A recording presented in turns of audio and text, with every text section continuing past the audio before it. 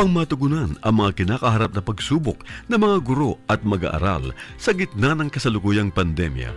Nagsanib tulong sina Congressman Charlie Cojuangco ng unang distrito ng Tarlac, DEPED Region 3 Regional Director Dr. May B. Eclar at Tarlac Schools Division Superintendent Dr. Ronaldo Pozon para sa isang napapanahong proyekto na tinaguriang Project Shine, Aral TarlakHenyo. Ang mga mag-aaral ng Grade 4 at Grade 5, ganon din ang Grades 8 and 9 sa buong probinsya ng Tarlac, kasalukuyang sumasailalim sa radio-based instruction. Katuwang ang himpilang DZTZ 828 kHz AM at RTV Tarlac, Channel 26. Ang Tarlac po nangunguna po ngayon pagdating po sa radio-based instruction. Marami pong humahanga sa atin. I'm very happy this station, itong DCTC, could reach the whole of Region 3. Hindi natin alam, we are contributing. We are creating a very big dent in the history of Philippine education. And I am proud. I am here in Tarlac. This is the noble cause of education in which you and I, without you knowing it, we are bound to do.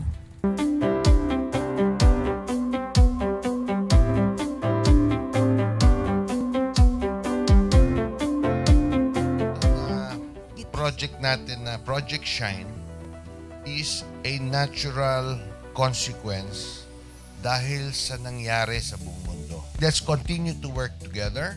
I think it's very Filipino to practice bayanihan in anything or most of the things that we do.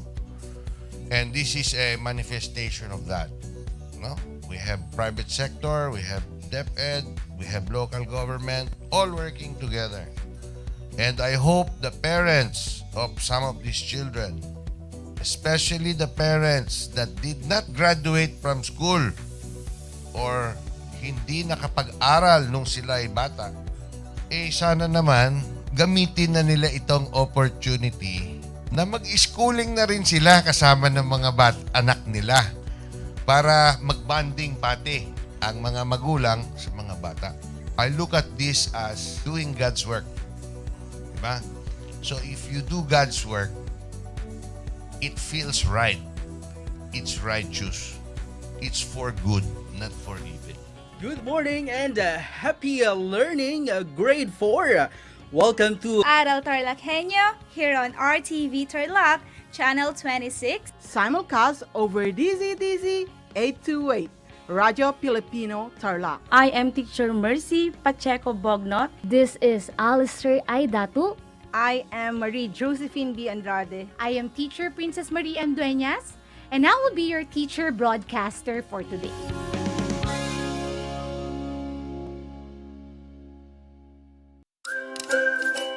Alam niyo ba na ang Great Barrier Reef ay ang pinakamalaking living structure on Earth? Matatagpuan ito sa baybayin ng Queensland sa Australia. Ito ay pinamamahayan ng 3,000 coral reefs at 900 coral islands na matatagpuan sa ilalim ng Coral Sea. May haba itong higit sa 2,000 kilometers at makikita lamang sa outer space. Ngunit, dahil sa fragile coral colony nito, unti-unti na itong nasisira sa paglipas ng panahon at dulot na rin ng climate change, polusyon, at man-made disasters. Alam nyo na, yan ang Great Barrier Reef. Kumusta mga giliw kong tagapakinig? Nagbabalik ang inyong paaralang panghimpapawid, Aral TarlakHenyo, sa RTV Tarlac, Channel 26, at sa bayang naririnig sa DZTC 828 Radyo Pilipino Tarlac. Tayo rin ay napapanood sa FB Live ng RTV Tarlac Channel 26. Sumasahimpapawid mula sa bayan ng Pura Tarlac, mula sa bayan ng San Clemente, mula rito sa Purok Elementary School, Pura Tarlac, sa bayan ng Kapas Tarlac. Ako, ang inyong guro, na maghahatid sa inyo ng makabuluhang pagtalakay sa ating aralin.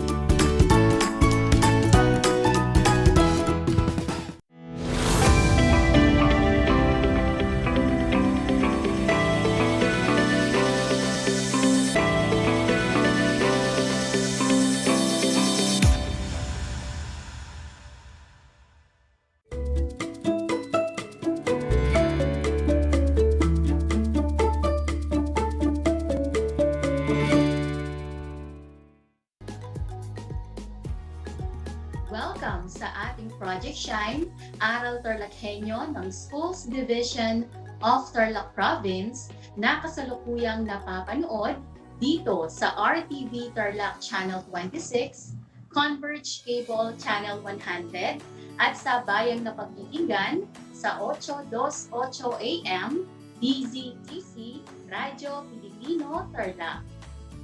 Magandang buhay, mabuting tao. Kumusta kayo mga giliw kong tagapakinig? Ang aking pagbati at paghanga sa inyong pagpapahalaga sa edukasyon at ang pagpupursiging matapos ito ng nagtatagumpay sa kabilaman ng hamon ng pandemya. Ako ang inyong guro sa edukasyon sa pagpapakatao, ikalimang baitang, Binibining Melissa M. Valencia. Sumasahim papawid sa bayan ng Tapas, lalawigan ng Tarlac. Sasamahan at gagabayan ka sa Most Essential Learning Competency na nakapagpapakita ng iba't ibang paraan ng pagpapasalamat sa Diyos. Tayo ngayon ay nasa ika-8 linggo ng ika-4 na markahan. Batid kong kayo ay nasisiyahan dahil ilang linggo na lamang ay matatapos niyo na ang panuruang 2021-2022 ng nagtatagumpay. Kapit lang at dagdagan ang sipag at tiyaga upang matapos mo ng buong sigla ang taong ito. Alam kong kayo ay sabik na para sa ating aralin ngayong araw na ito. Kaya naman, humanap na ng komportableng lugar, ihanda ang sarili sa pamamagitan ng mabuting pakikinig, panunood, at pag-unawa sa ating tatalakayin. Ilabas na rin ang sagutang papel, panulat, at learning activity sheets upang makasunod sa ating mga gawain. Sa mga nanonood sa FB Live, pakitype ang inyong mga sagot sa ating comment section.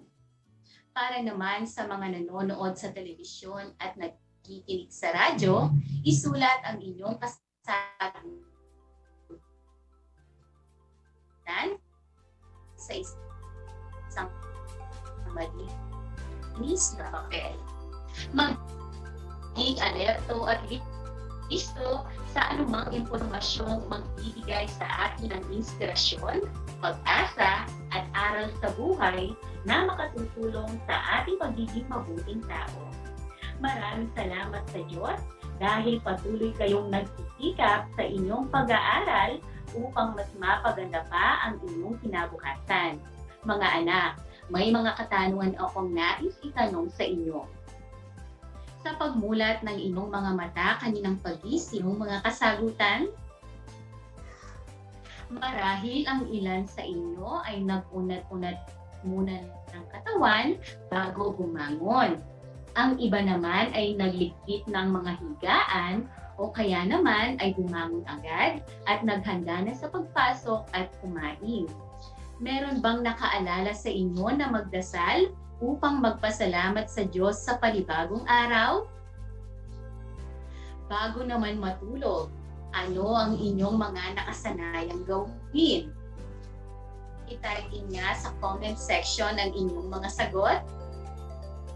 Marahil ang iba ay nagsi-cellphone, nagbabasa ng libro, o nanonood ng telebisyon hanggang sa makatulog na sila.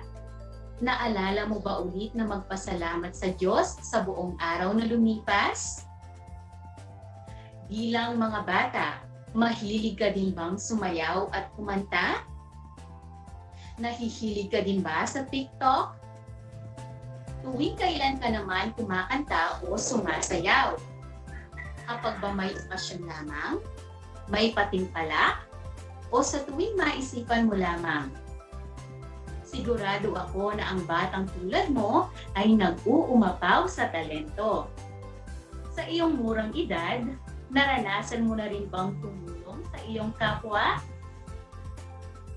Lalo na sa iyong mga kalaro, kaklase, kaibigan, kapamilya, at maging sa ibang tao. Masarap ba sa pakiramdam ang makatulong sa iba? Kung opo, mabait na bata. Mahilig ka din bang mag-alaga ng mga hayop sa inyo? ang magtanim naman kaya ng mga halaman? Kung opo, masipag na bata. Sa inyong pakikipag-usap sa mga mas nakatatanda sa iyo, gumagamit ka ba ng po at opo? Iginagalang mo ba ang iyong mga magulang sa pamamagitan ng pagiging masipag at mabuting anak? Nakikitungo ka ba ng maayos sa iyong mga kaklase at kaibigan? Kung opo, magalang na bata. Natutuwa ako sa pagiging tapat ninyo sa pagsagot sa ating mga katanungan. Maya-maya ay inyong malalaman ang kahalagahan ng inyong mga naging sagot. Naisip niyo na ba mga anak kung gaano kahiwaga ang buhay ng tao? Walang sino man ang makababatid kung ano ang mangyayari sa loob lamang ng maikling panahon. Ngunit bago tayo tumungo sa ating aralin, pamilyar ba kayo sa larong fast talk? May ilang katanungan ulit ako sa inyo na kailangan ninyong sagutan ng mabilis. Handa na ba kayo? Kung opo, narito ang mga katanungan. Sa tuwing nagkakaroon ka ng problema, kanino ka unang humihingi ng tulong? Sa tuwing ikaw ay may sakit, kanino ka unang humihingi ng tulong? Sa tuwing may taong nakasakit sa iyo o ginawan ka ng hindi maganda, kanino ka unang humihingi ng tulong?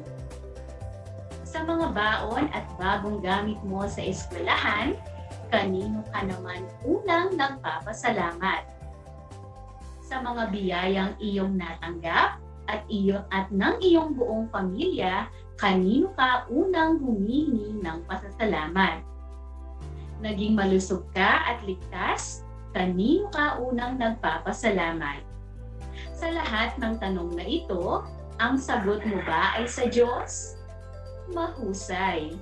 Sa usaping espiritual, hindi matutugunan ng sino man ang pangangailangan ng isang tao. Tanging sa Diyos lamang tayo umaasa dahil naniniwala tayong sa Kanya lang nagmumula ang tugon sa ating kawalan at tanging sa Diyos lang ang makasasapat. Sa lahat ng kabutihang ipinagkakaloob ng Diyos, ano kaya ang pinakamainam na gawin bilang isang bata?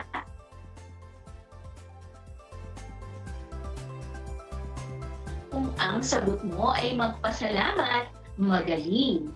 Nagawa niyo na ba ang magpasalamat sa ating Diyos? Mabuting gawain ba ito ng isang batang tulad mo?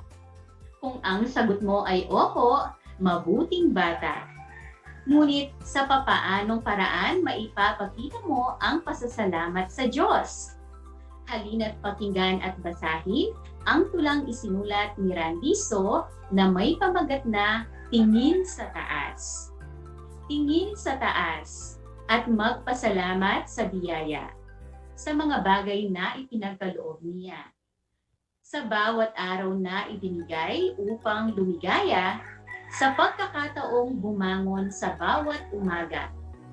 Tingin sa taas at masdan, gandang walang kapantay. Sa mundong ginagalawan, mundong nagbibigay buhay. Sa yaman ng kalikasang kanyang ibinigay upang magkaroon ang buhay ng kakaibang kulay. Tingin sa taas at pasalamatan ang mga nilalang, mga taong itinatangi, minamahal mong tunay.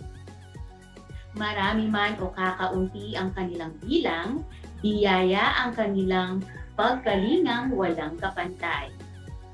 Tingin sa taas, wala kang katulad o Diyos. Sa mga ibinigay mong ramdam ko'y lubos. Naunawaan mo ba ang ating tula? Ano kaya ang iyong naramdaman matapos marinig at mabasa ang tula? Nasiyahan ka ba? Nalungkot? O gumanda ba ang iyong pakiramdam? Tungkol saan naman kaya ang binasang tula? Kung ang sagot mo ay tungkol po sa pagpapasalamat sa Diyos, Tama ka! Aling linya naman kaya ang iyong pinakanaibigan? Ayon sa tula, tuwing kailan daw tayo dapat tumingin sa taas o magpasalamat. Narito ang ilang kasagutan mula sa tula. Una, magpasalamat sa Diyos sa biyaya sa mga bagay na ipinagkaloob ng Diyos. Ikalawa, magpasalamat sa bawat araw na ibinigay ng Diyos. Pangatlo, magpasalamat sa mundong nagbibigay buhay. Pang-apat, magpasalamat sa mga nilalang, mga taong ipinatangi. At ang panghuli, magpasalamat sa lahat ng ibinigay ng Diyos. Bilang bata, mahalaga ba na laging magpasalamat sa Diyos? Kung opo, mahusay. Lubos akong nagagalak mga anak sa inyong ipinapakitang aktibong pagkikibahagi sa ating talakayan. Ngayong mas malinaw na sa inyo na marapat lamang na laging magpasalamat sa Diyos sa anumang sitwasyon ng ating buhay, maging masaya man o may kalungkutan, may problema man o wala. Ano-ano naman kaya ang mga paraan upang maipahayag ang inyong pasasalamat? May naiisip ka na ba? Narito ang 6 na paraan ng pagpapasalamat sa Diyos na inyong matutuklasan sa pamamagitan ng isang pagsasanay. Ayusin ang ginulong titik upang mabuo ang tamang salita na naglalarawan ng pagpapahayag ng pasasalamat sa Diyos. Handa na ba kayo? Kung opo, umpisahan na natin. Una, ano kayang paraan ang mabubuo mula sa mga titik na L, A, S, A, D? Kung ang sagot mo ay dasal, tama ka! Alam niyo ba mga anak na napakagandang kaugalian ang palaging pagdarasal? Ito ang panahon na nakakausap natin ng Diyos, hindi lamang tuwing ikaw ay may pinagdadaanan sa buhay at malungkot, bagkus pati na rin sa kasiyahan at kaginhawaan. Ano man ang iyong nararanasan, lagi lamang naghihintay ang Diyos na kausapin natin siya. Lalo na upang mapasalamatan natin siya sa lahat ng pagpapalang ating natatanggap mula sa panibagong araw na ginising niya tayo hanggang sa lahat ng mga nangyari sa ating buhay. Ikalawa, nakuha niyo ba ang paraang ipinapakita ng mga ginulong titik na K, I, M, A, I, S, A? Anong paraan ang inyong nabuo?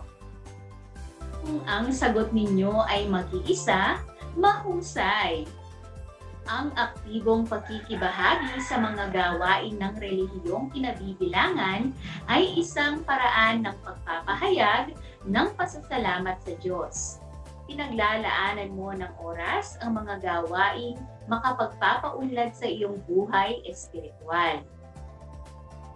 Ang susunod, anong paraan ang mabubuo sa mga titik na L, O, T, U, N, G? Naiisip mo na ba? Kung ang sagot mo ay tulong, magaling. Nagawa mo na rin bang tumulong sa iyong kapwa? Kung opo, mabait na bata. Isa sa mga paraan na ikaw ay nagpapasalamat sa Diyos ay ang pagtulong sa ibang tao. Ito ay isang paraan upang maibahagi mo sa iba ang mga pagpapalang iyong natatanggap mula sa Diyos. Alam mo ba anak na mas mabuti ang nagbibigay ng tulong kesa sa tumatanggap? Dito makikita ang kabutihan ng iyong puso dulot ng pagkilala mo sa Diyos.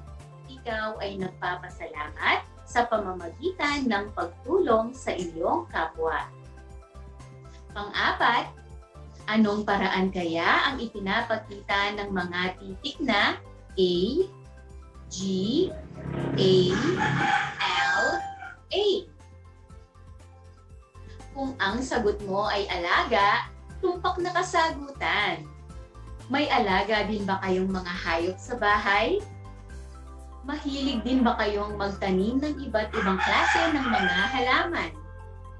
Ang paglingap sa iba pang nilalang ng Diyos ay isang paraan upang mapasalamatan natin siya sa lahat ng kagandahang nakikita ng ating mga mata.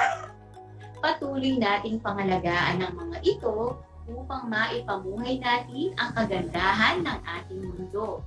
Matamasa ang mga bigay ng kalikasan at mga hayop at madatnan pa ito ng mga susunod pang henerasyon. Para sa panglima, buuin nga ang mga mga ginulong titik mula sa titik na P, A, M, A, G, B, A, D, A, K, U, M. Naisip niyo na ba kung ano yung salitang yan? Kung ang sagot mo ay magpakumbaba, magaling. Ang pagpapakumbaba sa lahat ng pagkakataon ay isang napakagandang ugali na dapat taglayin ninuman. Isang paraan upang maipakita ang pasasalamat sa Diyos ay walang sinuman ang dapat magmayabang sa kung ano mang meron siya o kung ano ang kanyang nagawa. Dahil ang lahat ng bagay ay nagmula sa Diyos. Sa Kanya lahat ng galing, kaya marapat lamang na lagi natin siyang pasalamatan. Susunod, alam kong kayo ay pamilyar sa salitang ito. Tingnan mabuti ang mga titik na W, A, S, A, Y. Ang sagot mo ba ay sayaw? Mahusay. At para sa panghuling salita, buuin nga ang mga titik na W, I, T, A. Magaling ka rin ba dito? At sabayang nagkikibirit kay Sarah Geronimo? Kung ang sagot mo ay awit, magaling. Paborito nyo rin ba ang pagsayaw at pag-awit? Pamilyar ba kayo sa mga awitin at sayaw sa pagpupuri sa ating Diyos? Maaari ninyong ipahayag ang pasasalamat sa Diyos sa pamamagitan ng pagsayaw at pagkanta. Ito ay malikhaing paraan ng pagpapasalamat na tiyak kong kagigiliwan ninyo. Magagamit ninyo ang inyong mga talento na ipinagkaloob ng Diyos upang siya'y mapapurihan at mapasalamatan. Ang 6 na paraan na nabanggit upang maipahayag ang pasasalamat sa Diyos ay ilan lamang sa mga napakarami pang paraan na maaari ninyong gawin. Mga bata, isang talakayan na naman ang malapit ng matapos. Ako ay masayang-masaya sa ipinapakita ninyong aktibong pakikibahagi sa ating aralin ngayong araw.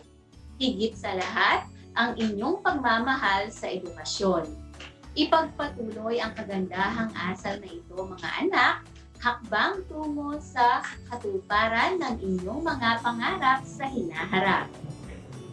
Tandaan lamang mga bata, lagi tayong magpasalamat sa lahat ng mga pangyayari sa ating buhay. Nakaayon man ito sa ating mga plano o hindi. Dahil may magandang plano ang Diyos sa bawat isa at siya lang ang tunay na nakababati. Sa puntong ito, panahon na upang alamin kung kayo ay may natutuhan sa ating aralin sa pamamagitan ng maiksing pagsusulit. Sa mga nanonood sa FB Live, pakitype ang inyong mga sagot sa ating comment section. Para naman sa mga nanonood sa telebisyon at nakikinig sa radyo, isulat ang inyong mga kasagutan sa isang malinis na papel. Handa na ba kayo? Kung opo, narito ang panuto.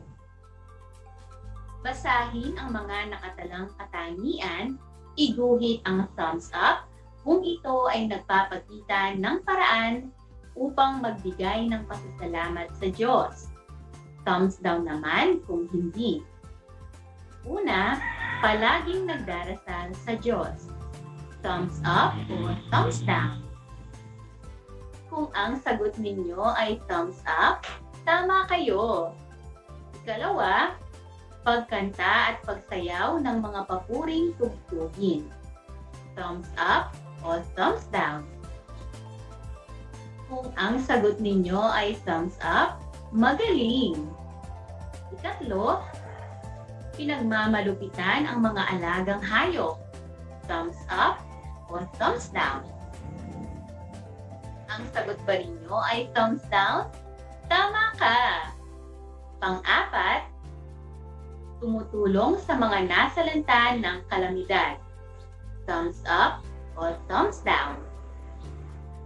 Kung ang sagot mo ay thumbs up, magaling! Para sa pang-lima, ipinagyayabang ang maraming pagkain at hindi marunong mamigay. Thumbs up o thumbs down. Ang sagot ay thumbs down. Binabati ko kayong lahat mga bata sapagkat inyong nasagutan ng tama ang ating gawain at tiyak kong inyong naunawaan ang ating aralin. Para sa ating panghuling gawain, basahin ang bawat sitwasyon. Ano ang mainam na gawin upang maipakita ang pasasalamat sa Diyos? Piliin ang titik ng tamang sagot. Una, may libre kang oras tuwing hapon. Nakita mong nagsasaing pa ang iyong tatay habang nagsisibak ng kahoy. Ano ang gagawin mo? A. Lalabas at pupunta sa kaibigan. B. Magpupunwaring marami ka pang ginagawa. C. Sasabihin sa tatay mo na ikaw na muna ang magbabantay sa sinasaing. Ang mainam na gawin ay titik C. Sasabihin sa tatay mo na ikaw na muna ang magbabantay sa sinaing. Ikalawa, matatapos na ang panuruang taong ito, nasasabik ka dahil 1 taon na lang ay matatapos ka na ng elementarya. Madaming pagsubok ang inyong pinagdaanan, ngunit lagi ka pa rin kasama sa mga nangunguna sa klase. Anong mainam mong gawin? A. Laging magdasal sa Diyos upang magpasalamat at humingi ng paggabay. B. Magmamalaki ka sa iyong mga kaibigan. C. Hindi ka na makikipagkaibigan sa mga nahuhuli sa klase. Kung ang sagot mo ay titik A, laging magdasal sa Diyos upang magpasalamat at humingi ng paggabay, mabuting bata. At ang panghuli, usong-uso ngayon ang TikTok. Isa ka sa mga aktibong gumagamit nito dahil sa husay mong sumayaw at kumanta. Paano mo gagamitin ang TikTok upang maging magandang modelo ka sa iyong mga kaedad? A.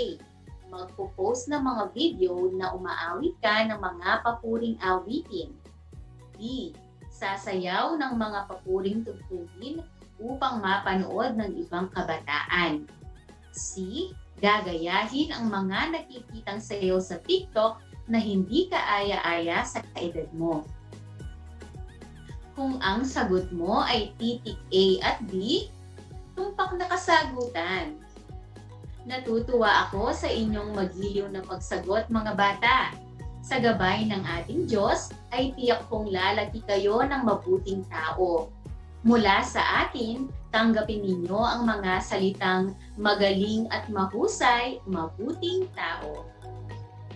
Tandaan lamang na napakabuti ng Diyos sa atin, kaya marapat lamang na siya'y pasalamatan sa araw-araw. Sa lahat ng pagkakataon at sitwasyon ay maaaring isambit natin ang salitang salamat. Ngunit mas makahihigit kung isasabuhay natin ito. Ipakita natin ito sa pamamagitan ng mabubuting gawa at hindi lamang sa salita. Sa napakaraming paraan upang maipahayag ang pasasalamat sa Diyos, tiyak kong magagawa ninyo ang mga ito upang makapamuhay kayo ng may kapayapaan, sagana at masaya. Upang mas mapalalim pa ang inyong mga kaalaman sa ating aralin, ay naghanda ako ng mga gawain at refleksyon sa inyong learning activity sheets. Inaasahan ko na ito ay inyong sasagutan ng buong sigla at ng buong makakaya. Sakali man na kailanganin ninyo ang patnubay ng inyong kapamilya at guro, huwag kayong mag-aatubiling sila ay tawagan upang kayo ay magabayan ng tama. Panalangin ko na anumang konsepto, higit lalo ang mga aral sa buhay na inyong natutuhan sa araw na ito ay inyong maisa sa buhay sa araw-araw. Muli, ako ang inyong guro sa edukasyon sa pagpapakatao, Baitang 5, Binibining Melissa M. Valencia, na nagpapaalalang piliing maging mabuting tao sa lahat ng panahon at pagkakataon. Hanggang sa muli!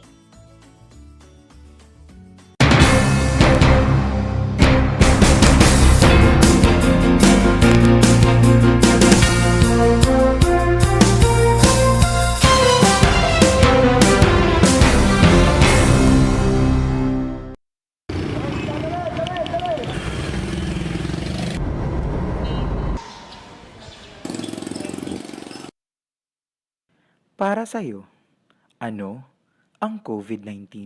Virus. Malungkot. Pagkawala. Pandemya. Ito isang pahirap. COVID-19 para kanya kat peligro. Sa nga pandemic, makurit nga magka-pandemic kaya makaradlok ito nga sakit halimbawa sugod ito nga virus nga nakasulod na aton, delikado ito parte ang mga tao. Pandemic, ngayon para kung daga dapat ito nga distruso habang ko sa kalibutan. Ikaw, paano ka makakatulong? Para makuha natin ito nga mga pandemic, kinakailangan po protocol, social distancing, nganhin, may face mask. Make sure na itamang prepare nga food, naka-guideline siyahan cleanliness, tapos pinipapalo naman itong social distancing. So kada kung driver ako, amo, nagtong kami mga barrier para ng motor para proteksyon gihapon, birila para kung pati nga tatakong pamilya. Mga tulong nga kami iwasan iti COVID-19, iti pamamagitan iti pagsunod ko, iti health protocol kan hanak arumwa DJ Balaymi. Sa gagayam ni Peter Amigable, salamat.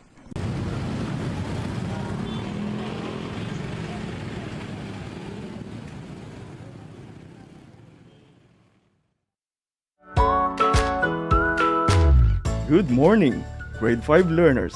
How are you today? Welcome to Aral TarlakHenyo Here on RTV Tarlac, Channel 26. Simulcast over DCTC, Radyo Pilipino, Tarlac. I am Sir Joshua Evaristo, your teacher broadcaster, aiming to give you another fun-filled learning experience, serving you with the different skills learn and have fun together. Did you know that children learn more when they initiate an activity and are actively engaged in it? This is your science teacher broadcaster, Princess Diana L. Ronquillo for Aral TarlakHenyo. Let's learn science together on Aral TarlakHenyo. Catch us live every Monday to Friday from 8:30 a.m. to 5:30 p.m. Watch Aral TarlakHenyo on RTV Tarlac, Channel 26, simulcast over Radyo Pilipino, DZTC 828 kHz, and streamed live on FB page and YouTube channel of RTV Tarlac, Channel 26.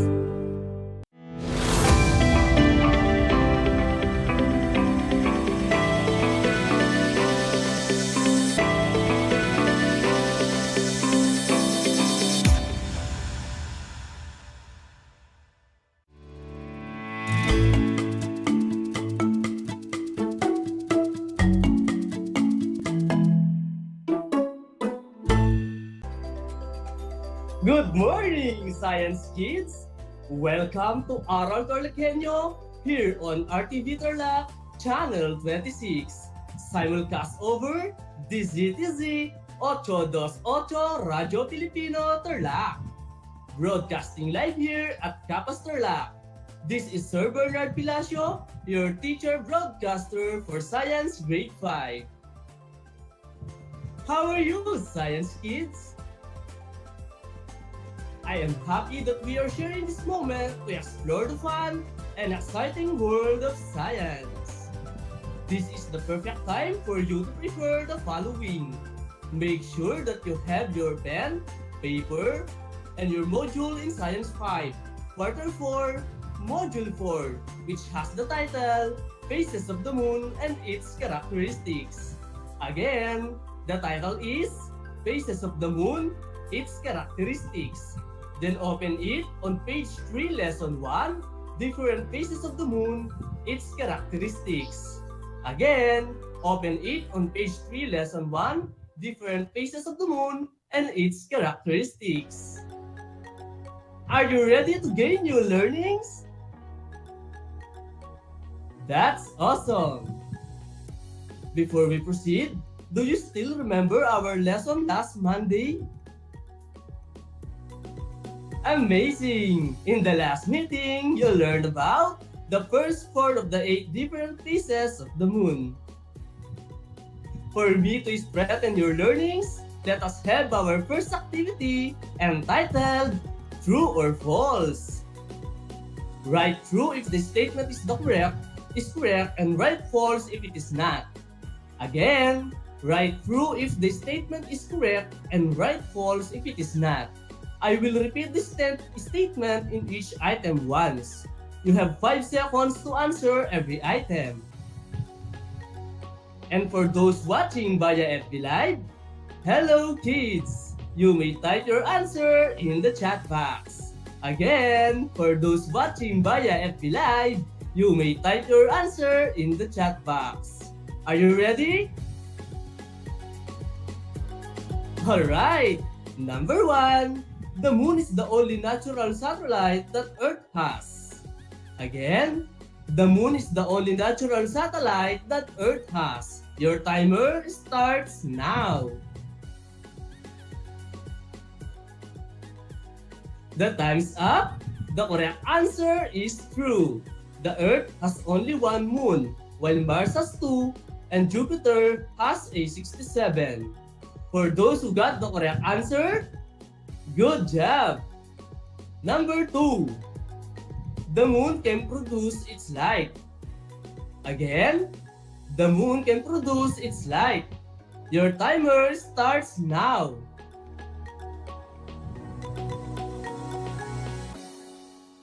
Time has passed. The correct answer is false. The moon can produce its light because it only reflects the light coming from the sun, or it just receives all its light from the sun. If your answer is false, you are amazing. Number 3, the moon appearance changes from time to time. Again, the moon's appearance changes from time to time. Your time begins now. The time's up. The correct answer is true. The moon's appearance changes from time to time because its illuminated portion of the moon changes as it moves around the Earth. For those who got the correct answer, very good. Number 4. The apparent variation in the shape of the moon is referred to as phases of the moon. Again, the apparent variation in the shape of the moon is referred to as phases of the moon. Your timer starts now. The time's up. The correct answer is true. The various shapes of the moon are referred to as phases. For those who got the correct answer, good job! Number 5. New moon, waxing crescent, first quarter, waxing gibbous, full moon, waning gibbous, last quarter, and waning crescent are the 8 lunar phases. Again, new moon, waxing crescent, first quarter, waxing gibbous, full moon, waning gibbous, last quarter, and waning crescent are the 8 lunar phases. Your timer starts now.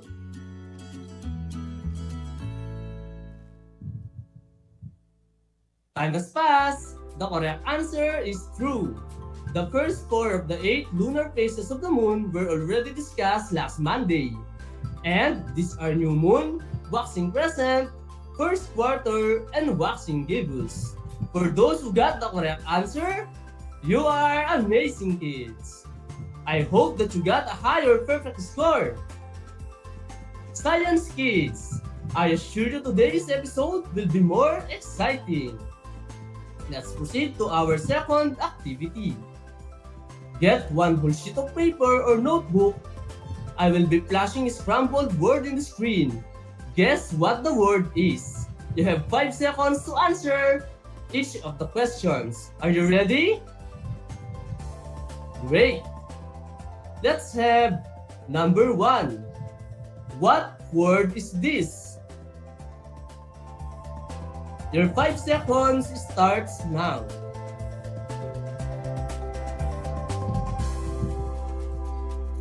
The correct answer is phases of the moon or phases. For those who got the correct answer, very good. Let's have number 2. What word is this? Your 5 seconds starts now.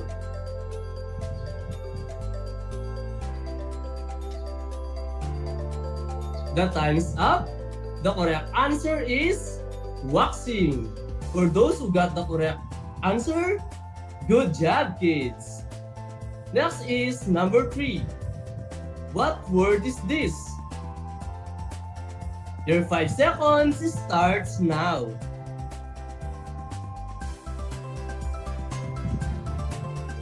The time's up. The correct answer is waning. For those who got the correct answer, you are amazing. Alright, we are done with our second activity. Aside from the new moon, waxing crescent, first quarter moon, and waxing gibbous, we still have 4 lunar phases. Do you want to know what are the names of the other phases of the moon? That's great! Let us continue our discussion last Monday. Our topic for today is all about phases of the moon. Last Monday, we discussed the first 4 of the 8 phases of the moon, which are new moon, waxing crescent, first quarter moon, and waxing gibbous. Today, we will be discussing the 4 of the 8 remaining phases of the moon. Our 5th lunar phase is full moon. About 2 weeks after the new moon, we can see the full moon. In this phase, we can see the full lighted side of the moon a week after the first quarter moon, when the earth is between the moon and the sun throughout in this phase. The full moon appears in the sky as a perfect circle. I will repeat, our 5th lunar phase is full moon. About 2 weeks after the new moon, we can see the full moon in this phase. We can see the full lighted side of the moon a week after the first quarter moon, when the earth is between the moon and the sun throughout in this phase. The full moon appears in the sky as a perfect circle. Now, we have the 6th phase of the moon. The moon begins its return journey from the full moon to the new moon. The next phase is called waning gibbous. In this phase, it occurs when the lighted part of the moon becomes smaller. As the moon is now losing light, that is decreasing in illumination, we use the term waning. Again, 6th phase of the moon is waning gibbous. In this phase, it occurs when the lighted part of the moon becomes smaller. As the moon is now losing light, that is decreasing in illumination, we use the term waning. The next phase is the last quarter moon. In this phase, the half-lighted part of the moon can be seen again on the 3rd week of the month. The moon soon disappears. Only then it can be replaced by another new moon. Again, our seventh phase of the moon is last quarter moon. In this phase, the half-lighted part of the moon can be seen again on the third week of the month. The moon soon disappears, only then it can be replaced by another new moon. Let's proceed to the eighth phase, which is waning crescent. In this phase, most of the moon is visible in the sky, but decreasing every nighttime. When the moon comes back between the earth and sun, it enters the new moon phase again. Number of days between two new moon is 29, as the moon takes approximately 29 days to revolve once around the earth. Again, the eighth phase is waning crescent. In this phase, most of the moon is visible in the sky, but decreasing every nighttime. When the moon comes back between the earth and sun, it enters the new moon phase again. Number of days between two new moons is 29, as the moon takes approximately 29 days to revolve once around the earth. Always remember that these changing shapes of the moon are called phases of the moon. Alright, we are done with our discussion for today's episode. Is everything clear? That's awesome! Now, my dear science kids, to measure your learnings, let us have a short quiz. I would like you to get a paper, and this is what are you going to do. Give the name of the different phases of the moon. Write your answer in the blank. Again, give the name of the different phases of the moon. Write your answer in the blank. You have 3 minutes to answer. And for those watching via FB Live, you may type your answer in the chat box. Again, for those watching via FB Live, you may type your answer in the chat box. Are you ready? Alright, your timer starts now.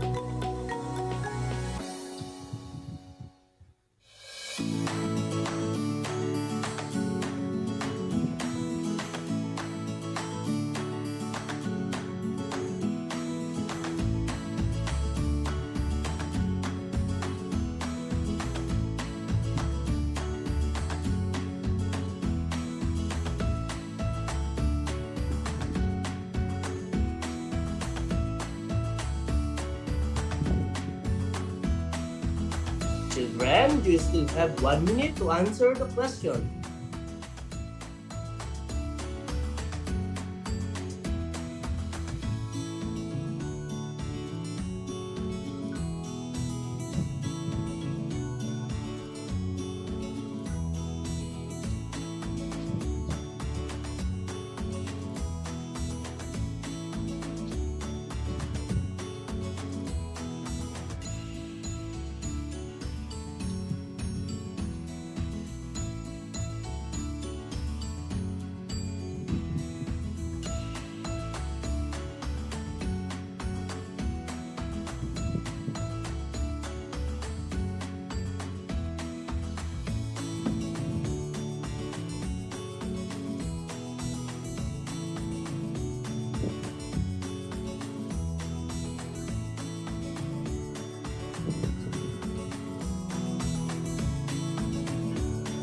still have 20 seconds. Finish the activity.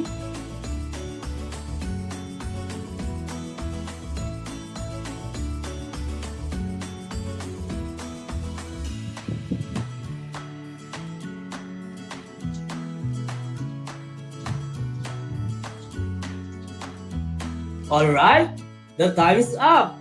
Let us see if you gain something from our discussion. Let us start checking your work. But kids, practice honesty all the time. Here are the labels. Here are the labels or the names of the moon phases shown in the picture. First is new moon. Second is waxing crescent. Third is first quarter. The fourth is waxing gibbous. The fifth is full moon. The sixth is waning gibbous. The seventh is last quarter. The eighth is waning crescent. I will repeat the correct answers. The first is new moon. The second is waxing crescent. The third is first quarter. The fourth is waxing gibbous. The fifth is full moon. The sixth is waning gibbous. The seventh is last quarter. And the eighth is waning crescent. Did you get the correct answers? With that, you deserve a thumbs up. Let us now have a quick recap of our discussions. The phase of the moon that is illuminated and visible to the observer is known as the phases of the moon. Again, the shape of the moon that is illuminated and visible to the observer is known as the phases of the moon. As a recap, these are the illustrations and descriptions of the 8 lunar phases that we discussed from our previous episodes. Let us start with new moon. In this phase, when the moon is between the earth and sun, we cannot see the moon at all. This is because the side of the moon facing the earth does not get sunlight. The sun shines on the side of the moon which is away from the earth. This is called the new moon. Once again, in this phase, when the moon is between the earth and sun, we cannot see the moon at all. This is because the side of the moon facing the earth does not get sunlight. The sun shines on the side of the moon which is away from the earth. And this is called the new moon. Let's proceed to the next phase, waxing crescent. In this phase, we can see a tiny edge of the moonlight 1 or 2 days after a new moon. The moon appears to be growing and it is amidst a waxing phase, wherein the moon started to take on a semicircular shape. The phase is called the waxing crescent. As the moon is gaining light, we use the term waxing. I repeat, waxing crescent. In this phase, we could see a tiny edge of the moonlight 1 or 2 days after the new moon. The moon appears to be growing and it is amid the waxing phase, wherein the moon started to take a semicircular shape. The phase is called the waxing crescent. As the moon is gaining light, we use the term waxing. Next or third phase of the moon is first quarter moon. In this phase, about a week after the new moon, we can see half of the moon's illuminated side. This phase is called first quarter moon. It is a primary moon that occurs during the third phase of the moon cycle. It is also referred to as half moon because half of the moon is illuminated by the sun. The first quarter moon meaning is derived from its point in the lunar cycle, which is the first quarter point. Once more, first quarter moon. In this phase, about a week after the new moon, we can see half of the moon's illuminated side. The phase is called first quarter moon. It is primary moon that occurs during the third phase of the moon cycle. It is also referred to as half moon because half of the moon is illuminated by the sun. The first quarter moon meaning is derived from the point in the lunar cycle, which is the first quarter point. We have here, our next phase is waxing gibbous. In this phase, 2 or 3 days after the first quarter, more than half of the moon is visible. The phase is called the waxing gibbous. The waxing gibbous phase is between the half moon and a full moon. Waxing means it is getting bigger. Again, waxing gibbous. In this phase, 2 or 3 days after the first quarter, more than half of the moon is visible. This is called the waxing gibbous. The waxing gibbous phase is between the half moon and a full moon. The waxing means it is getting bigger. Next is full moon. In this phase, we can see the full lighted side of the moon a week after the first quarter moon, when the earth is between the moon and the sun throughout this phase. The full moon appears in the sky as a perfect circle. Okay, next phase is waning gibbous. In this phase, it occurs when the lighted part of the moon becomes smaller. As the moon is now losing light, that is decreasing in illumination, we use the term waning.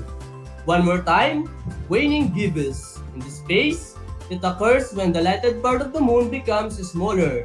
As the moon is now losing light, that is decreasing in illumination, we use the term waning.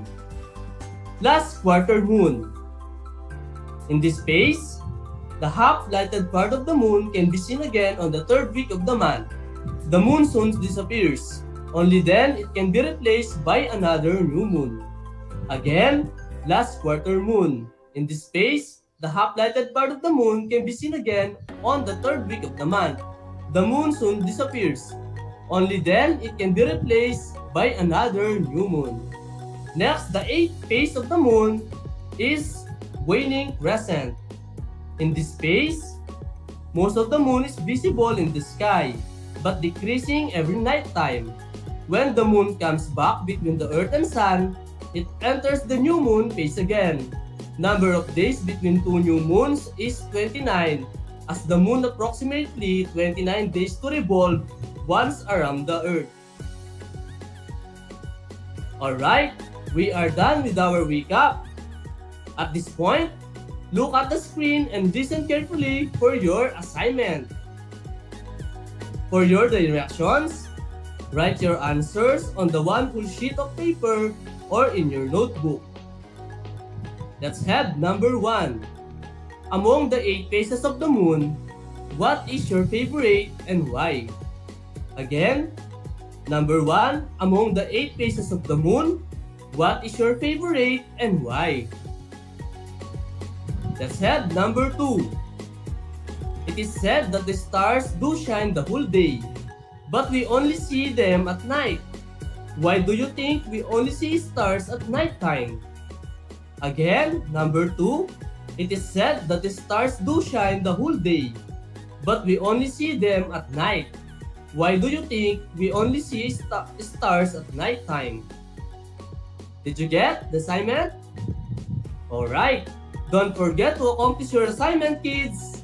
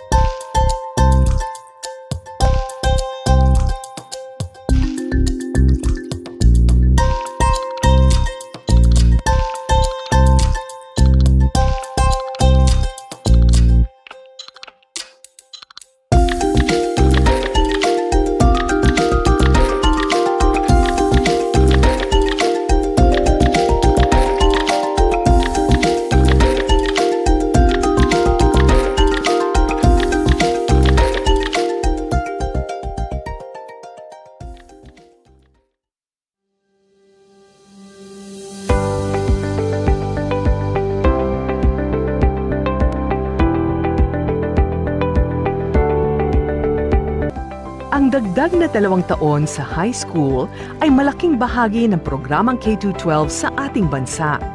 Pinag-aralan ng mabuti ng Kagawaran ng Edukasyon o DepEd ang nilalaman at paraan ng pagkatuto sa 2 taong ito na tinatawag ngayong senior high school.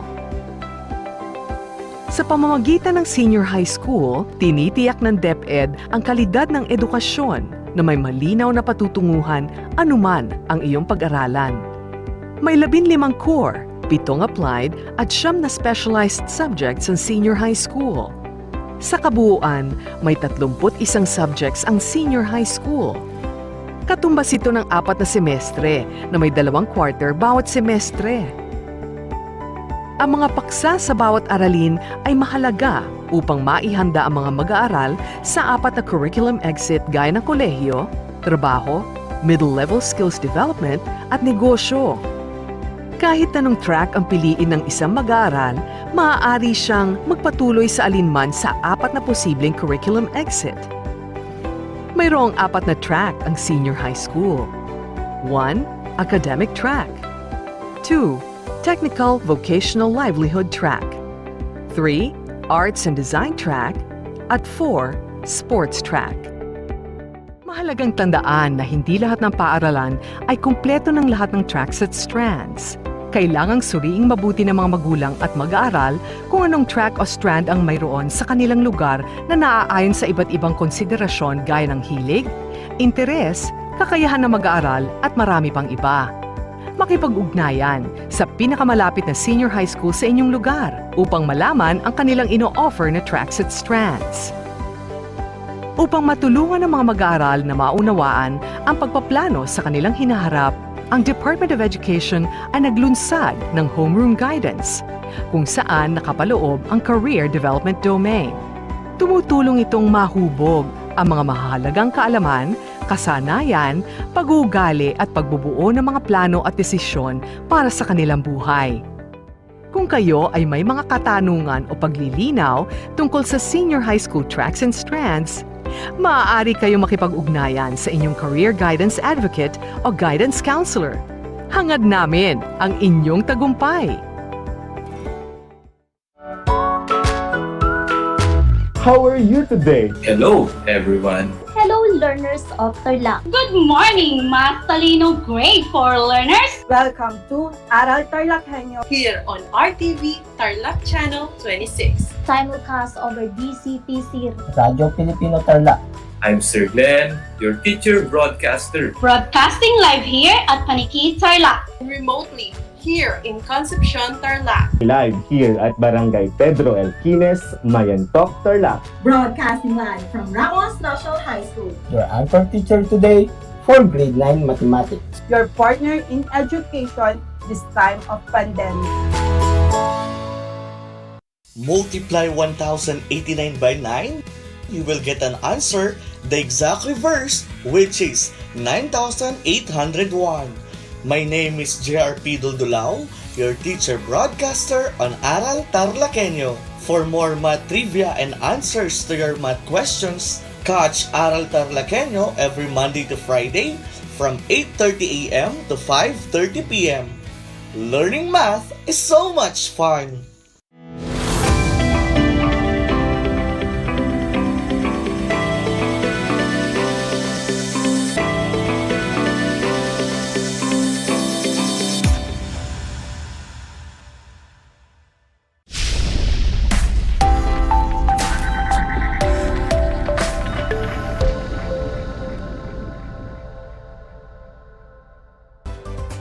Good morning, everyone.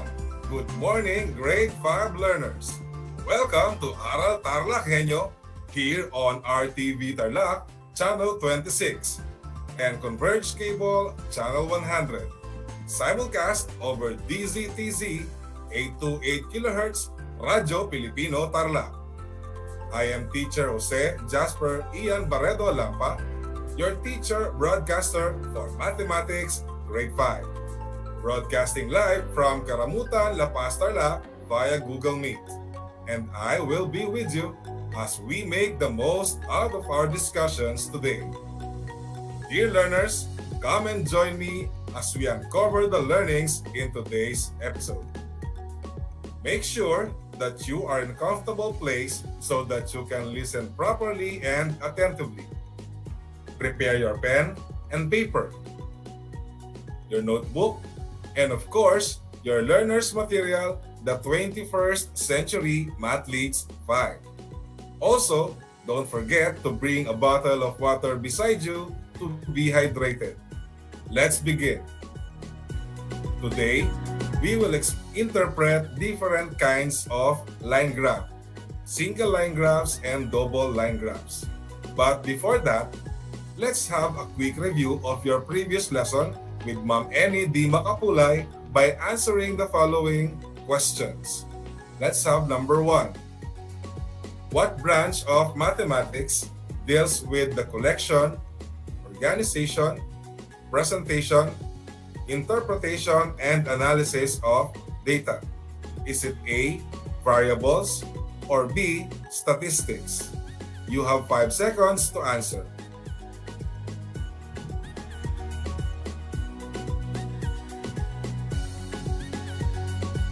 To those who chose letter B, congratulations, you are right. Statistics deals with the collection, organization, presentation, interpretation, and analysis of data, while variables, on the other hand, are characteristics or properties of people, objects, place, or things in statistics that are being represented by data. Number 2. What do you call the horizontal line in a line graph? Is it A, x-axis, or B, y-axis? Your 5 seconds starts now.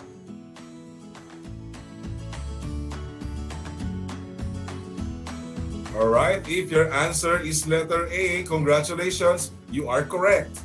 The horizontal axis is called the x-axis, where our independent variables are scaled. The vertical line, on the other hand, is called the y-axis and contains our dependent variables. Number 3. What are the steps in constructing a line graph? Great, you are correct. The steps in constructing a line graph are as follows. First, draw the lines for the x-axis and the y-axis. Second, label the axes with the data from the table. Third, plot the points that corresponds to each variable in the table. Then, connect these points with a line segment. And then, write a title for our graph. Now, let us construct a line graph for the given table. The table shows MJ's daily savings for a week. For Monday, she was able to save 20 pesos. 10 pesos on Tuesday, 15 pesos on Wednesday, 25 pesos on Thursday, and 20 pesos again on Friday. A graphing paper will be handy in this activity, but you may always improvise if you have none. Now, following the steps, the first thing to do is to draw the lines for the x and y-axis respectively. Next, let us label the x-axis with the days following the order from Monday to Friday. Space them out evenly so we could attain a nice looking graph. Now label the y-axis with the amount of savings in pesos. We can use 5 as the interval starting from 0 at the bottom to 50 at the top. We can skip counts so that our table will not be cluttered. Now, plot the points that corresponds to the day and the amount of savings. This will be our ordered pairs. We have Monday, 20 pesos, Tuesday, 10 pesos, Wednesday, 15 pesos, Thursday, 25 pesos, and 20 pesos on Friday. Now, after plotting the points, we can now connect them with line segments. Make sure to use a ruler to produce straight lines. And then finally, let us write a title for our graph. We can use the title of the table from where we obtained our data, which is MJ's savings in a week. We have now constructed a single line graph. Now, it's time for us to interpret the graph. Take note that in a line graph, a line that goes up means an increase in value, while a line that goes down from its previous point means a decrease in value. Now consider the graph we have just constructed and answer the following guide questions. Number 1, what is the graph all about? Is it A, MJ's expenses, or B, MJ's savings? And if you said letter B, congratulations, you are correct. Number 2, what is the scale used in the y-axis? Is it A, savings in pesos, or B, days? Again, A, savings in pesos, or B, days. Very good. To those who said letter A, congratulations, you are correct. Number 3, on what day did she have the biggest savings? Is it A, Thursday, or B, Friday? And of course, Vilma Juliano, you are correct. The correct answer is letter A. Number 4, on what day did she have the least savings? Is it A, Tuesday, or B, Wednesday? Yes, Leticia Escumben, letter A is the correct answer. And for number 5, how much did she save in all for 5 days? Is it A, 90 pesos, or letter B, 100 pesos? Yes, Rowena M. Lampa, you are correct. Letter A is the correct answer. Now kids, in just 1 week, MJ was able to save 90 pesos. I am sure you are all capable of what she has done and maybe even more. Saving money is a good practice. It is not about being able to buy bigger and better things, but being able to have some funds in case of unexpected expenses. I hope you will be able to start with your own piggy banks really soon, just like MJ and his younger brother, Juancho. Yes, you heard me right. Juancho also has his own piggy bank and it is reflected in the following line graph. The title of our graph is Juancho's Savings in 1 Week. The x-axis is scaled and labeled evenly with the days from Monday to Friday. The y-axis, on the other hand, is also scaled evenly and labeled with the amount of savings in pesos. The graph shows that Juancho was able to save 15 pesos on Monday, 35 pesos on Tuesday, 10 pesos for Wednesday, 5 pesos for Thursday, and another 10 pesos on Friday. Now children, we will analyze the graph by answering the following questions. If you are watching live on Facebook, you can comment your answer in the comment section. And to those who are tuned in on RTV Tarlac, Channel 26, Converge Cable Channel 100, and DZTZ 828 kHz, you may write down your responses on your notebooks. Are you ready? Let's have question number 1. Based on the graph, on what day was he able to save the biggest amount? Yes, very good. Leticia Escomben. The highest point is plotted on Tuesday with 35 pesos. Number 2.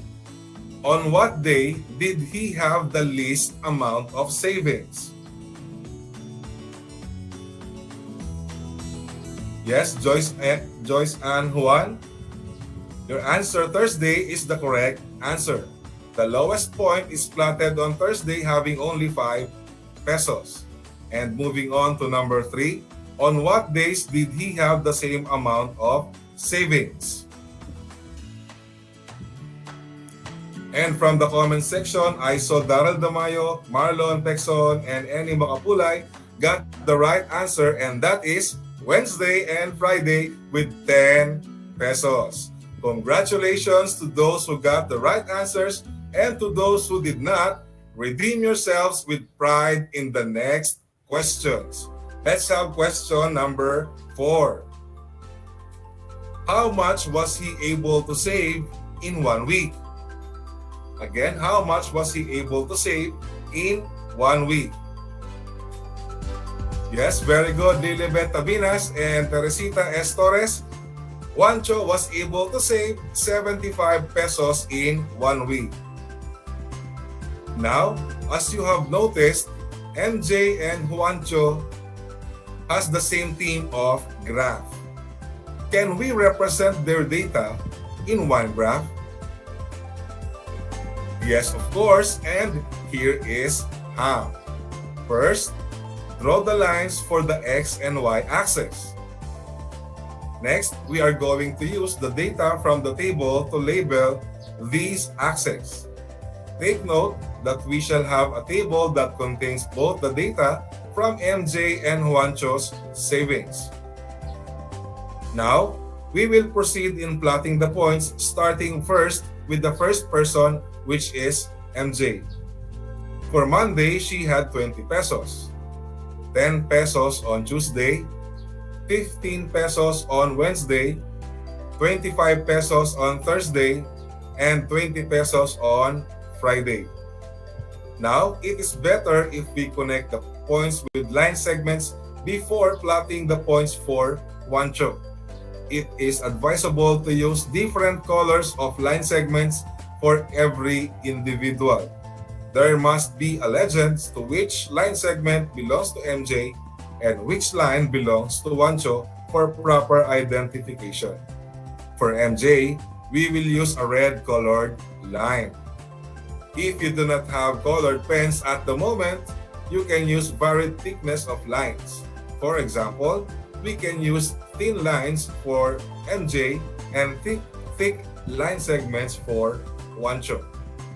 Now, we can go and plot the points for Juancho's data.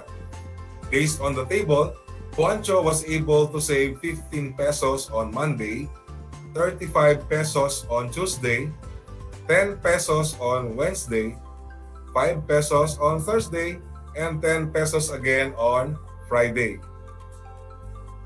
We can now connect the points using blue-colored lines or thick line segments.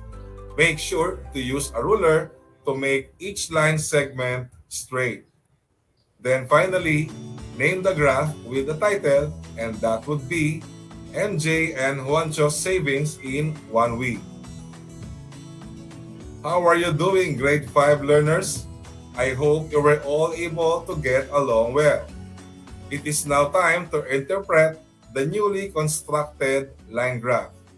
Once again, guide questions will be posted, and I am positive that everyone is eager to get a perfect score. I will give you 5 seconds to respond to every question. Are you ready? Let's have the first question. On which day or days did Juancho have greater savings than MJ? Again, on which day or days did Juancho have greater savings than MJ? Your 5 seconds starts now.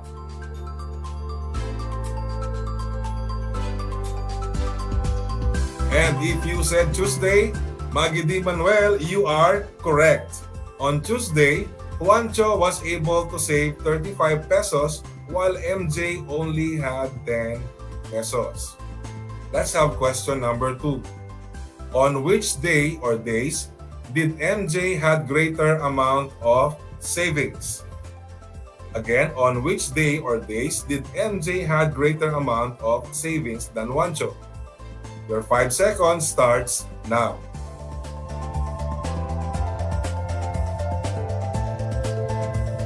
Yes, Dennis Santillan, Raymar Pedroche, Marlon Pexon, and Yolanda Ramos. The correct answers are Monday, Wednesday, Thursday, and Friday. Next, question number 3. What is the difference of their savings on Thursday? Again, what is the difference of their savings on Thursday? The timer starts now.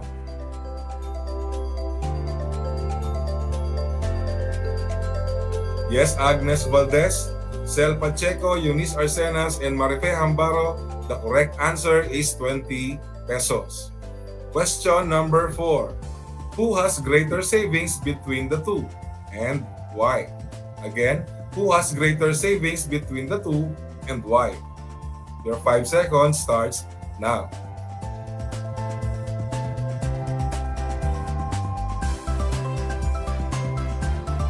Very good. Annie Macapulay, Daryl De Mayo, Michael Eugenio, and Kuya Aga. MJ had more savings because she had 90 pesos while Juancho only had 75 pesos. There you go, kids. You have just learned how to construct and interpret different kinds of graphs, single or double line graphs. You are all awesome.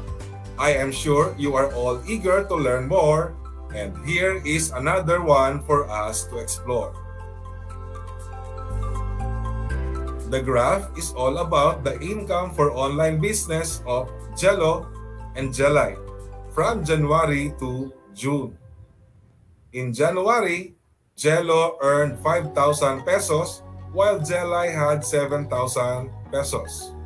In February, they both had 8,000 pesos. In March, 6,000 pesos for Jello and 5,000 pesos for Jelly. Then, in April, Jello was able to earn 10,000 pesos and 8,000 pesos for Jelly. In May, Jello had 9,000 pesos while Jelly had 8,500 pesos. And lastly, in June, Jello produced 7,500 pesos while Jelly was able to produce 8,500 pesos. Now this time, let us have a short quiz bee. Everyone is welcome to join. There will be 5 multiple choice questions based on our graph. All you have to do is to choose the right answer. If you're watching live on Facebook, just comment your answers in our chat box. To those who are watching on their TV and radio, you may write your answers on a paper and submit them to your teachers tomorrow. The top scorers will be given rewards by their teachers on Friday. This is a test of your mastery of the lesson and, of course, your honesty. Are you ready? Here we go. Question number 1. What is the graph all about? Again, number 1. What is the graph all about? A. Jello's income for online business. B. Jelly's income for online business. Or is it letter C? Jelly's and Jello's income for online business. You have 5 seconds to answer.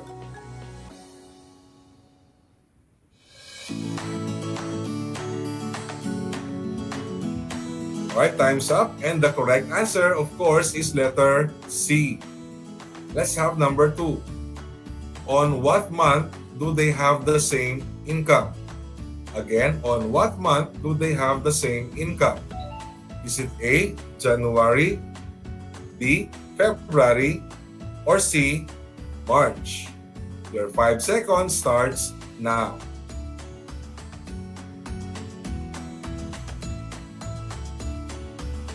Right, time's up, and the correct answer is letter B, February. Number 3. In what month was the lowest income recorded? Again, number 3. On what month was the lowest income recorded? Is it A, January, B, February, or C, March? 5 seconds, go.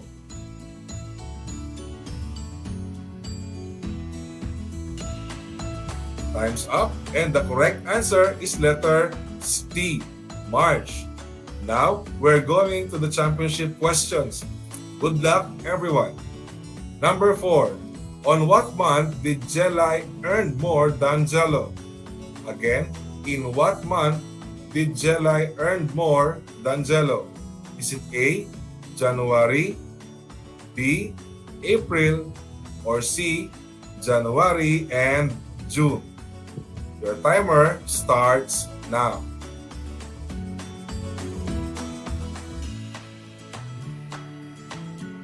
Yes, Carl Luis P. Santos, Jasmine Jade Fuentes, Joyce Ann M1, you got the correct answer, which is letter A. Congratulations to those who got a perfect score. Or question number 5. Who among Jello and Jelly had the greater income? Again, question number 5. Who among Jello and Jelly had the greater income? Is it A, Jello, B, Jelly, or C, none? Your 5 seconds starts now.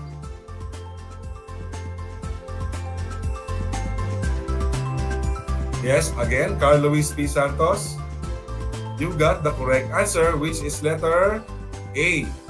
Congratulations to those who got a perfect score. To those who almost won, don't lose hope. There is always another chance waiting for you. With that, let us have a recap. In a line graph, a line that goes up means an increase in value, while a line that goes down from its previous point indicates a decrease in value.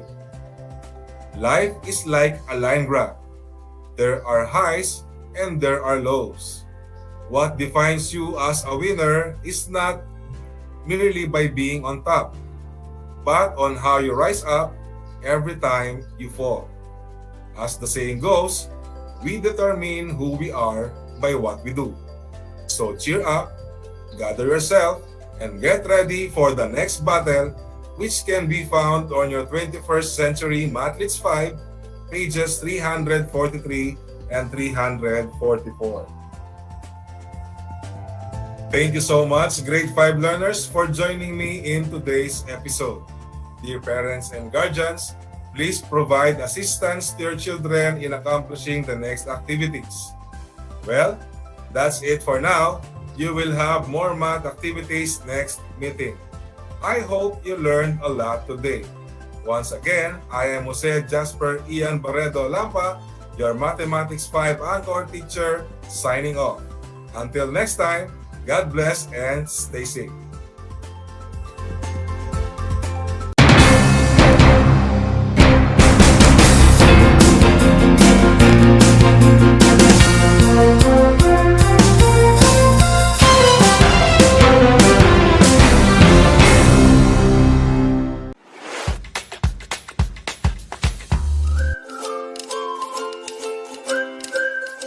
Alam niyo ba na ang jeep ay ang pinakasikat na uri ng transportasyon sa Pilipinas? May nagsasabi na ang pangalang jeep ay hango sa salitang jeepy na ang ibig sabihin ay general purpose or government purpose na naglalarawan ng military jeep na ginamit noong World War II. Pagkatapos ng digmaan, iniwan na ng mga sundalong Amerikano ang libu-libong jeep sa kalsada ng Maynila. Ang matibay at makulay na jeepney nga raw ay truly mestizo dahil sa half local at half foreign na katangian nito. Alam nyo na, yan ang jeepney!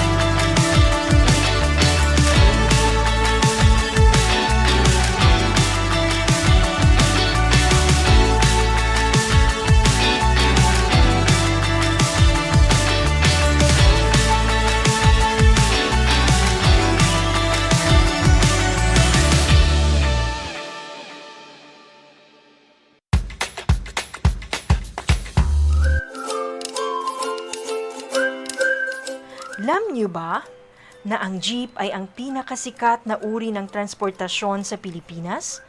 May nagsasabi na ang pangalang jeep ay hango sa salitang jeepy na ang ibig sabihin ay general purpose or government purpose na naglalarawan ng military jeep na ginamit noong World War II. Pagkatapos ng digmaan, iniwan na ng mga sundalong Amerikano ang libu-libong jeep sa kalsada ng Maynila. Ang matibay at makulay na jeepney nga raw ay truly mestizo dahil sa half local at half foreign na katangian nito. Alam nyo na, yan ang jeepney. Kumusta mga giliw kong tagapakinig? Nagbabalik ang inyong paaralang panghimpapawid, Aral TarlakHenyo, Sa RTV Tarlac, Channel 26, at sa bayang naririnig sa DCTC 828, Radyo Pilipino Tarlac. Tayo rin ay napapanood sa FB Live ng RTV Tarlac Channel 26. Sumasahimpapawid mula sa bayan ng Pura Tarlac, mula sa bayan ng San Clemente. Mula rito, sa Purok Elementary School, Pura Tarlac, sa bayan ng Kapas Tarlac. Ako, ang inyong guro, na maghahatid sa inyo ng makabuluhang pagtalakay sa ating aralin. Ang Tagalog ay ang wika ng mga taga-Quezon, Batangas, Bulacan at ng iba pang katutubong nagsasalita nito. Ang Filipino ay ang pambansang wika batay sa tinadhana ng 1987 Constitution. Tara na at matuto ng salitang Filipino. Manood at makinig ng Aral TarlakHenyo sa RTV Tarlac, Channel 26 at sa bayang naririnig sa Radyo Pilipino, DZTZ 828 at napapanood din live sa FB page at YouTube channel ng RTV Tarlac, Channel 26. Manood at matuto ng ating mga aralin sa Filipino. Dito lang yan sa Aral TarlakHenyo. Ako si Ma'am Crystal May Aquino, ang inyong teacher broadcaster sa Filipino.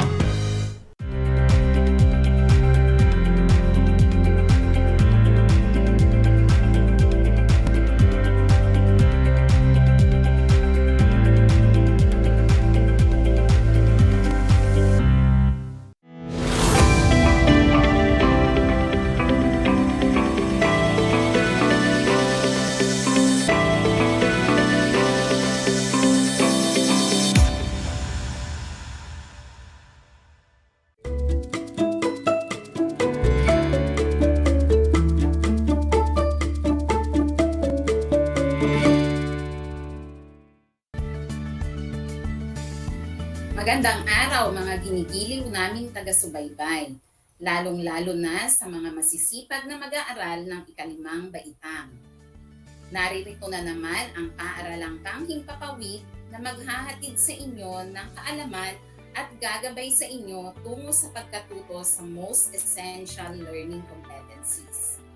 Ito ang Aral TarlakHenyo mula sa RTV Tarlac, Channel 26 at sa bayang naririnig sa DCTC 828 Radyo Pilipino Tarlac. Ako si Ginang Jeneline D. Rigor, ang inyong teacher broadcaster para sa asignaturang Pilipino. Sumasahing papawid mula sa bayan ng Victoria, Tarlac.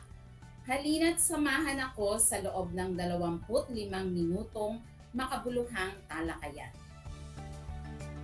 Tayo ngayon ay nasa ika-4 na linggo ng ating klase dito sa Aral TarlakHenyo.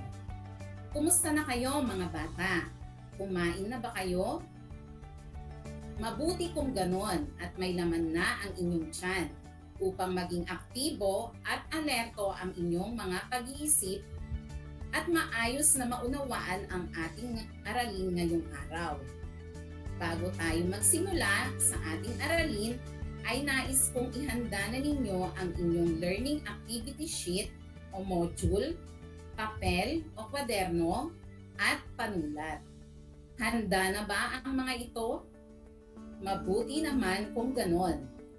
Ngayon naman ay siguruhin din kayo ay nasa isang tahimik at komportableng lugar kung saan malinaw at maayos ninyong naririnig ang ating broadcast. Upang makapagbahagi sa ating talakayan, maaari kayong magpadala ng mensahe sa aking numero na 0908-9896-338. At sa ating Facebook live stream ay maaaring magbigay rin ng inyong kasagutan sa pamamagitan ng pag-type nito sa comment section. Paalala lamang sa mga magulang ng mga mag-aaral na nakasubaybay sa Facebook live stream. Mangyari lamang na gabayan ang inyong anak sa paglalagay ng komento dito. Salamat! Ayan, mukhang handang-handa na kayong matuto ng bagong kaalaman. Ngunit bago tayo magpatuloy, gusto ko munang matiyak kung may natutuhan kayo sa ating nakaraang aralin. Naalala pa ba ninyo ang aralin tungkol sa paggamit ng diksyonaryo? Ano nga ba ang diksyonaryo? Ang diksyonaryo ay isang uri ng aklat na naglalaman ng kahulugan ng tamang baybay, bigkas, kasing kahulugan at kasalungat. Ito rin ay ginagamit upang mapalawak ang ating kaalaman at bokabularyo. Ang mga salitang hindi pamilyar ay maaaring tignan o hanapin ang kahulugan sa diksyonaryo maging ang kasalungat nito. Nakasagot ba kayo ng tama sa ating balik-aral mga bata? Mahusay kung ganon. Dahil diyan ay maaari na tayong dumako sa ating bagong aralin ngayon. Ang paksang aralin natin para sa araw na ito ay pagbibigay ng mga salitang magkasalungat at magkasing kahulugan. Uulitin ko, pagbibigay ng mga salitang magkasalungat at magkasing kahulugan. Halina't atin nang simulan ang pagbasa sa talata. Handa na ba kayo sa pagbasa? Mabuti kung ganoon. Ang mga mag-aaral ay sama-sama sa kantina tuwing recess. Kantina ito ng paaralan. Ayon sa kanila, may mahal at mura na mga paninda rito. Masarap ang mga pagkain at malinamnam. Malinis ang mesa, pero minsan marumi ang basahan. Maingay ang ilang mga bata pag recess, pero mas marami ang tahimik. Nagkakatuwaan sila tuwing na. Masaya sila. Ngayon naman, ating alamin kung nagbasa kayong mabuti at kung naunawaan ninyo ang inyong binasa. Sagutan natin ang mga sumusunod na mga tanong. Unang katanungan. Sino-sino ang mga maiingay kapag recess? Magaling! Ang mga mag-aaral ang maiingay kapag recess. Pangalawang katanungan. Kailan nagsasama-sama ang mga mag-aaral sa kantina? Tama! Nagsasama-sama ang mga mag-aaral tuwing recess. Para naman sa ikatlong katanungan. Ano ang mga paninda o bilihin ang mabibili mula sa kantina? Magaling! Ang mga paninda na mabibili sa kantina ay may mahal at mura na mga paninda. Pang-apat na katanungan. Ano ang lasa ng mga pagkain sa kantina? Tumpak! Masarap at malinamnam ang mga pagkain sa kantina. At ang panghuling katanungan, ano ang nararamdaman ng mga mag-aaral kapag sila ay nasa kantina? Mahusay! Ang mga mag-aaral ay masaya at nagkakatuwaan. Magaling mga bata, sapagkat nakasagot kayo sa mga katanungan tungkol sa ating binasa. Ngayon naman, ating ipagpatuloy ang ating aralin. Pag-aralan at suriin natin ang dalawang pangkat ng mga salita mula sa talatang ating binasa. Pangkat A. Masarap, malinamnam. Nagkakatuwaan, masaya. Pangkat B. Mahal, mura. Malinis, marumi. maingay, tahimik. Mga bata, anong masasabi ninyo sa dalawang pangkat ng mga salita? Tignan natin kung tama ang pagsuri ninyo sa mga salita. Sa pangkat A, ang pares na salita ay masarap, malinamnam, nagkakatuwaan, masaya. Ang mga salita ay nagsasaad na magkapareho ang ibig sabihin. Ang dalawang magkaibang salita ay magkatulad ang kahulugan. Ibig sabihin, ang pangkat A ay mga salitang magkasing kahulugan. Sa pangkat B naman, ang pares na salita ay mahal, mura, malinis, marumi, maingay, tahimik. Ang mga salita ay may magkabaliktad na kahulugan o ibig sabihin. Ang pangkat B ay mga salitang magkasalungat. Mga bata, ating alamin ang mga salitang magkasing kahulugan at magkasalungat. Ang salitang magkasing kahulugan ay tumutukoy sa mga salitang may parehas na kahulugan, definisyon o itinutukoy. Ito ay dalawang magkaibang salita na pareho o magkatulad ang kahulugan o ibig sabihin. Halimbawa, mabango, mahalimuyak. Ang buhok ni Kathleen ay mabango. Ang mga bulaklak sa hardin ay mahalimuyak. Matulin, mabilis. Ang kabayo ay matulin tumakbo.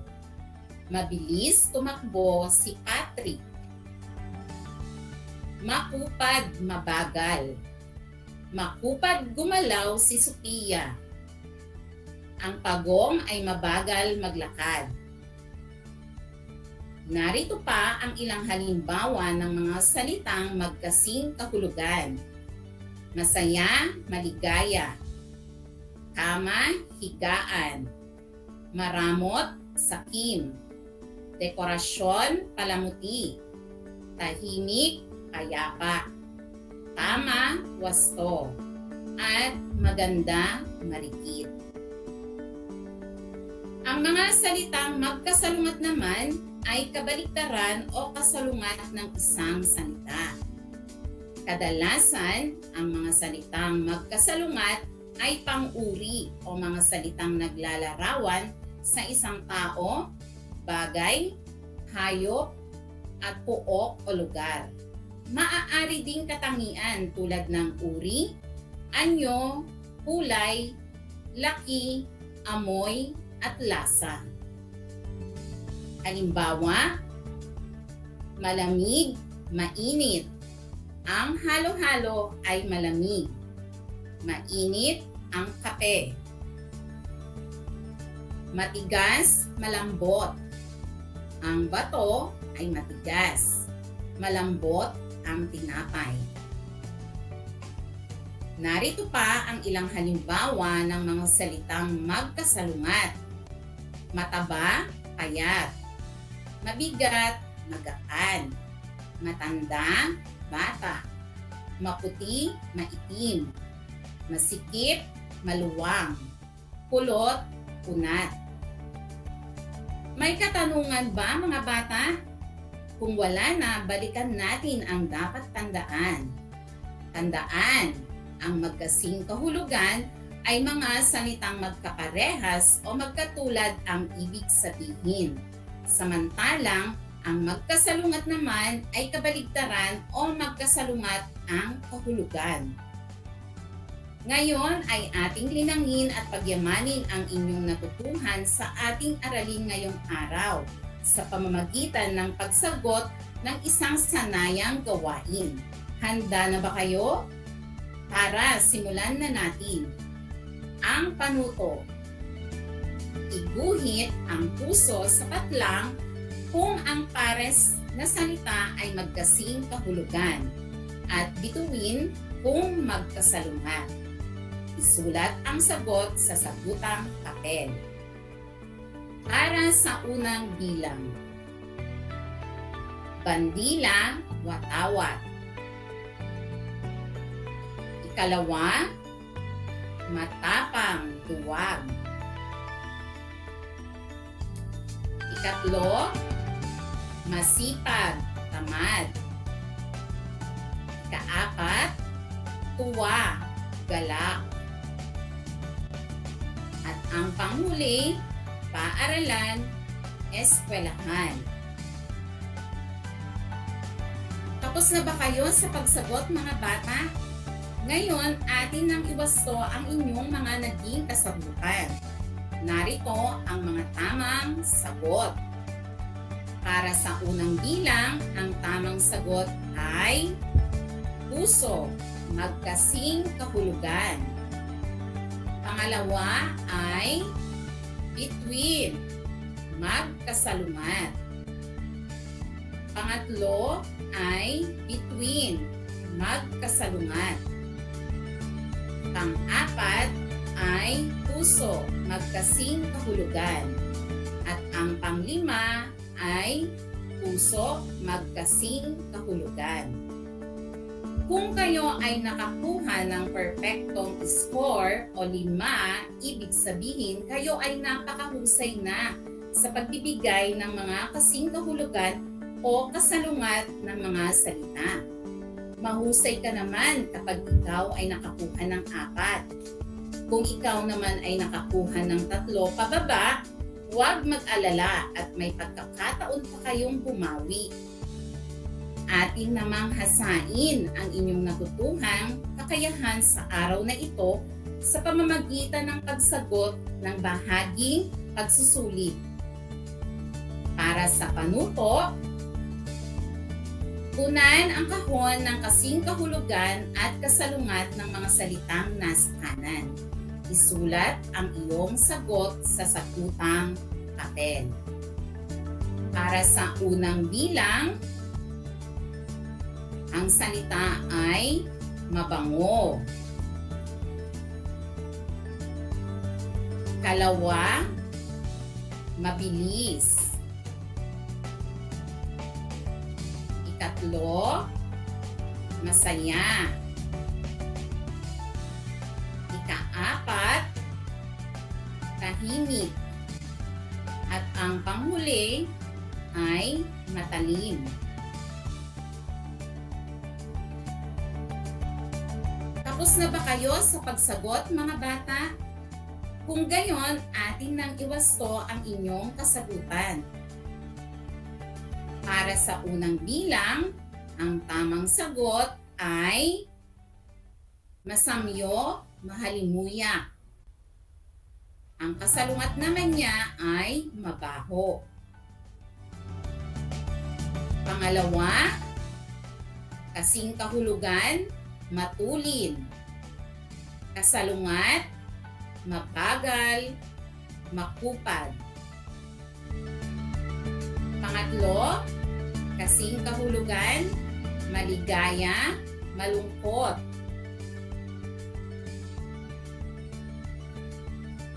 Kasalungat ay malungkot. Pang-apat, tahimik. Ang kasing kahulugan ay payapa. Ang kasalungat ay maingay, magulo. At ang panglima ay kasing kahulugan, matalas. Kasalungat, mapurol.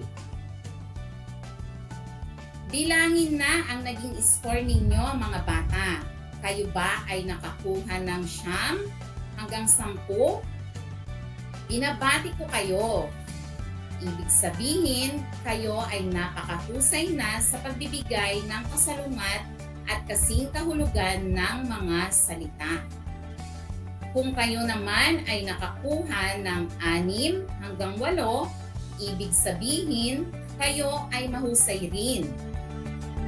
Kapag kayo ay nakakuha ng 5 pababa, ay huwag pa ring mag-alala.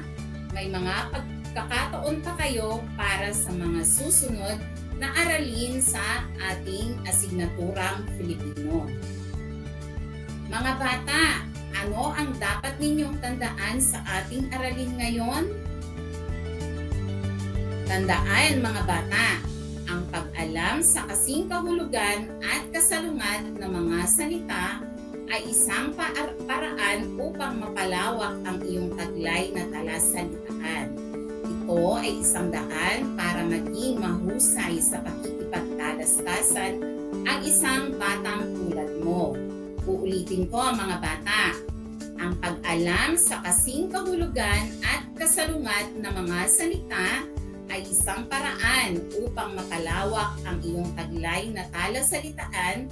Ito ay isang daan para maging mahusay sa pakikipagtalastasan ang isang batang tulad mo. Ayan, isang aralin na naman ang ating napagtagumpayang natapos. Nakatutuwang makasama kayo sa araw na ito mga bata dahil nagkaroon tayo ng isang makabuluhang talakayan na tiyak na naghatid sa inyo ng bagong kaalaman. Nawa ay maisaulo, maisapuso, at maisabuhay ninyo ang lahat ng inyong natutunan sa araw na ito. Muli, ako si Ginang Jeneline D. Rigor, ang inyong guro sa Filipino, sumasahing papawid mula sa paaralan ng Masalasa Elementary School, bayan ng Victoria, Tarlac, na nag-iiwan ng katagang mag-aral lang mabuti upang buhay ay bumuti. Lagi ring tandaan na ang bawat batang Filipino ay abakada. Ibig sabihin, ako, bibo, kasi dapat. Paalam!